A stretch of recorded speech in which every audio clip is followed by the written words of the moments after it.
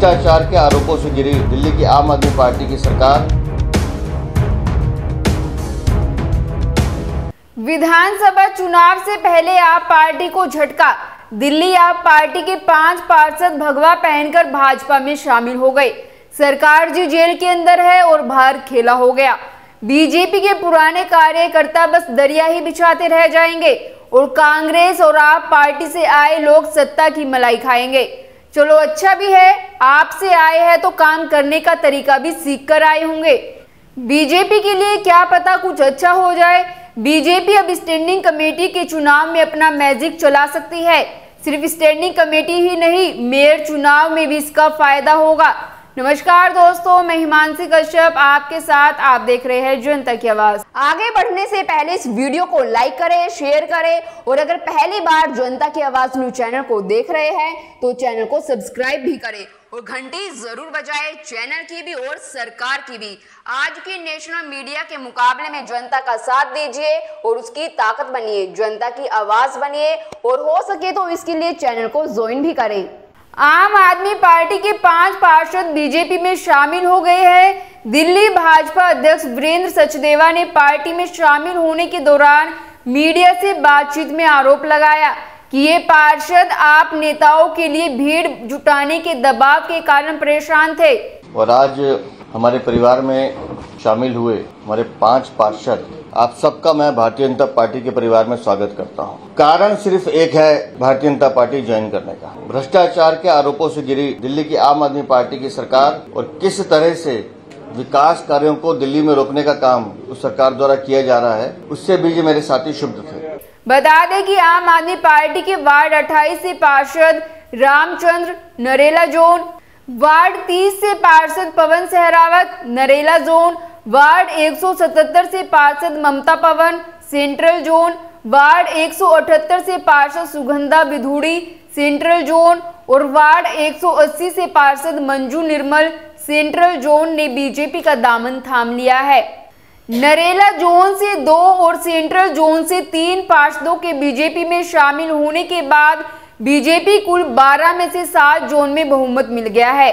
दरअसल 5 zone, Shahdara north zone, Sadra south zone, Keshavpuram zone, Najafgarh zone और civil lines zone में भाजपा बहुमत में थी। अब आपके 5 पार्षदों के बीजेपी में शामिल होने के बाद उसका बहुमत सेंट्रल और नरेला जोन में भी हो गया है। इसके उलट आम आदमी पार्टी का बहुमत 12 में से 5 zone, south zone, west zone, Rohini zone, city सदर पहाड़गंज जोन, करोलबाग जोन में रह गया है। यानी 5 पार्षदों के बीजेपी में जाने से आम आदमी पार्टी के हाथ से सेंट्रल जोन और नरेला जोन निकल गया। बीजेपी का 7 जोन में बहुमत है, लिहाजा उसके 7 सदस्य स्टैंडिंग कमेटी में आना तय है और हाउस से 2 सदस्य पहले ही चुन लिए गए हैं।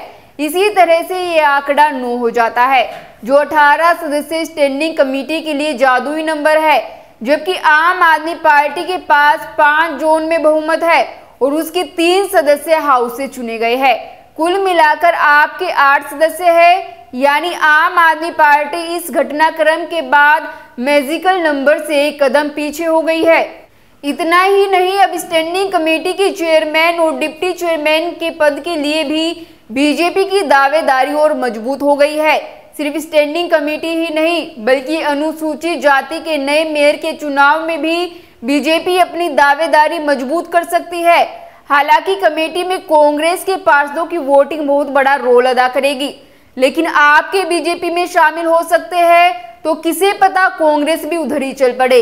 बता दें कि स्टैंडिंग कमेटी को हुई स्थायी समिति कहा जाता है। स्टैंडिंग कमेटी दिल्ली नगर निगम की सबसे ताकतवर कमेटी है।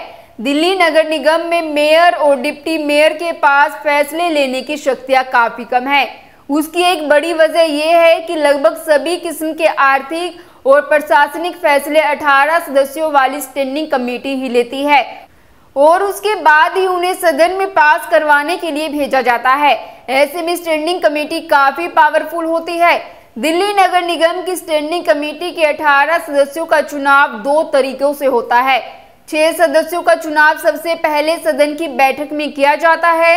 यह सीक्रेट वोटिंग के जरिए तो होती है, लेकिन आम वोटिंग की तरह नहीं।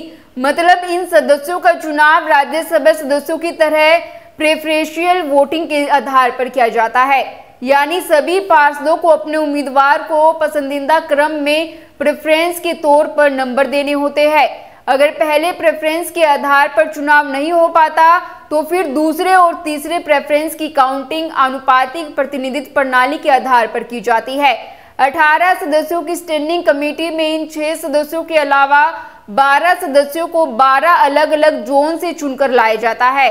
जोन की मीटिंग में एल्डरमैन यानी मनोनीत पार्षदों को भी वोटिंग का अधिकार है। बीजेपी में शामिल हुए सभी 5 पार्षदों ने कहा है कि हम शीर्ष नेतृत्व के भ्रष्टाचार से त्रस्त होकर और प्रधानमंत्री मोदी के जन संपर्क से प्रभावित होकर भाजपा में शामिल हो रहे हैं। बीजेपी अध्यक्ष सचदेवा ने कहा कि भ्रष्टाचार से घिरी आम आदमी पार्टी की सरकार किस तरह से दिल्ली में विकास कार्यों को रोकने का काम कर रही है, यह सब पिछले 10 साल में लगातार दिखता आ रहा है। जिन साथियों ने भाजपा में शामिल होने का निर्णय लिया, उनके साथ हम मिलकर जनता की सेवा करेंगे। दोस्तों, अरविंद केजरीवाल के चेहरे पर आम आदमी पार्टी अगले साल होने वाला विधानसभा चुनाव लड़ेगी, लेकिन एमसीडी में साफ सफाई और गलियों का साफ ना होना चुनाव में आपके लिए भारी पड़ सकता है। सवाल ये भी है कि आप एंटी इनकम्बेंसी से कैसे निपटेगी। कई विधायकों का पार्षदों से तालमेल नहीं है। 1.25 साल से स्टैंडिंग कमेटी नहीं बन पाने से इलाके के लोगों का काम नहीं हो पा रहा। मंगलापुरी से आप पार्षद नरेंद्र गिरसा ने कहा कि उन्होंने मेयर और अधिकारियों से अपने इलाके की समस्या बताई, लेकिन कोई हल नहीं निकला। दिल्ली विधानसभा चुनाव में जब 6 महीने से भी कम का समय बचा हो तो आपको अपने पार्षदों का बीजेपी में पलायन भारी पड़ सकता है। सूत्रों का कहना है कि कई पार्षद इस बात से काफी नाराज है कि ऐसे में वो सेफ एग्जिट देख रहे हैं और पाला बदलकर अवसर देख रहे हैं। कई पार्षदों ने दबी जुबान में कहा कि एमसीडी में 250 सीटें जीतने के बाद भी ऐसा लगता है जैसे हम विपक्ष का रोल अदा कर रहे हैं। एनसीडी मेयर शैली ओबरॉय ने इस सप्ताह की शुरुआत में नगर निगम सचिव को एक आदेश जारी कर वार्ड समिति के अध्यक्ष और उपाध्यक्ष के साथ साथ एमसीडी के 12 जोन से स्थायी समिति के लिए एक सदस्य के चुनाव की प्रक्रिया शुरू करने को कहा था। फिलहाल बीजेपी में 5 पार्षदों के शामिल होने पर आम आदमी पार्टी ने कहा कि दिल्ली की जनता बीजेपी को करारा जवाब देगी। बीजेपी चाहे जितनी भी गंदी चाल चल ले, चुनाव में उसकी जमानत जब्त हो जाएगी। पिछले चुनाव में उन्होंने सौहार्द बिगाड़ने की कोशिश की थी, लेकिन वे असफल रहे। खैर, आपको क्या लगता है? अपनी राय कमेंट कर जरूर बताएं और बाकी खबरों के लिए देखते रहिए जनता की आवाज।